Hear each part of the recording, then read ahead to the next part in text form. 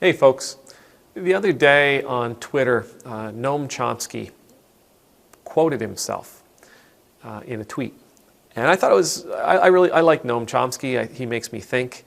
If you don't know who he is, he's a fairly well-established writer, political science writer, philosopher. He's got lots of opinions about lots of different things. Usually, he definitely will make you think. How's that? Anyway, this tweet said, if you want to control a population, give them a God to worship. And like lots of the things he says, it got me thinking. He's right. When people of power want to control a population, they give the population something to worship, something to fear. They give the population something to be engrossed with. They give the population something that they can focus on. Because if they're focusing on whatever this God happens to be, you can control them. If the people are focused on what you've offered them, on what they're afraid of, on what they worship, on what they desire, on what they crave, they can be controlled because their attention is elsewhere. They're not paying attention to you. They're not paying attention to what you're doing. They're not paying attention to how you're controlling them. They're paying attention to what you've dangled in front of them. In the last, since I've been alive, we've had the war on drugs. People focused on that. We've had the war on terror. People focused on that. We've had the war against immorality. You remember all the hearings, the congressional hearings about rock music and rap music and video games, movies, entertainment, media. Remember all those things? We've had those conversations. We've in the past, there's been the communist threat. We've focused on worrying about the Great Red Menace. We have we're focusing right now on fascism or socialism, depending on what side of the spectrum we seem to find ourselves on. Immigration, illegal immigrants coming into the country, really worried about them. Well, the ones coming up from the south, we're worried about those folks. Money. Oh, Lord, are we ever focused on money? Money is such a big part of our lives. Money and wealth, and finding it, and getting enough of it. But there's never enough of it, so really focusing on it and getting as much as we possibly can in as short a period of time as we possibly can. Materialism comes from that desire for money and wealth, having the newest trick. We are absolutely focused on ourselves. Focused on ourselves, focused on our liberties and our freedoms, though none of us really agree on exactly what those liberties and freedoms may really mean.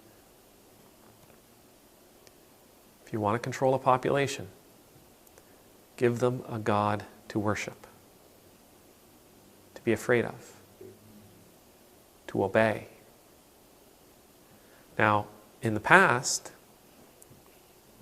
the God has literally been God.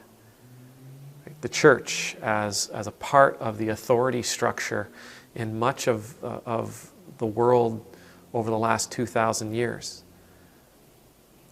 we've used God through the medium of the church to instill fear and trembling in our populations. You need to do what we say, or God is going to be angry with you. God will curse you. If you do what we ask for, God will bless you. If you do things the way God tells you, you will be rewarded. Through using the church as the medium. And by that, I don't mean the church was ever manipulated into it. I think the church walked willingly with those powers that be. But through the church as a medium, we have the powers that be, the authority, was able to instill fear and trembling in the population to make sure that the population did what leadership wanted. But I honestly believe, and maybe I'm naive in this, I honestly believe that Christ's teachings truly could never have been used that way. That the true teachings of Jesus Christ could never have been used in such a way that it would control a population. The true teachings of Jesus Christ, I believe, keep us from being controlled. They keep us from being controlled by authority because we really don't care about what authority is saying or what authority is doing. Our cares are on the people around us. Our cares are on Jesus' command for us to love the people around us, for us to share His love with the people around us. The teachings of Jesus Christ, I truly believe, do not actually lend themselves very well for an organized religion. They don't lend themselves very well for a faith of fear and trembling. The teachings of Jesus Christ call us to love God. They call us to be in relationship with God, not just in a relationship of obedience either, but a relationship that you would have with a parent, with a good parent. A relationship you would have with a good friend. The kind of relationship you would have with an intimate partner. Jesus calls us to this kind of relationship with God. Not a relationship where we are controlled by the high and mighty, but a relationship where we walk side by side with the high and mighty, with the divine.